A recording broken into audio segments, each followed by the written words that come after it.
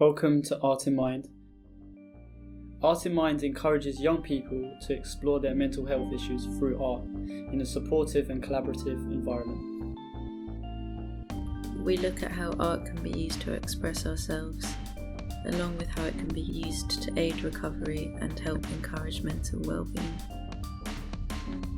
By making and exhibiting art, we are raising awareness of mental health issues and the positive benefits linked to creative pursuits.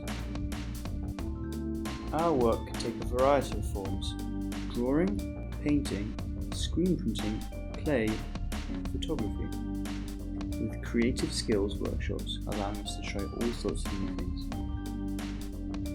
Young people are supported within a safe space as part of a group or one-to-one bespoke mentoring.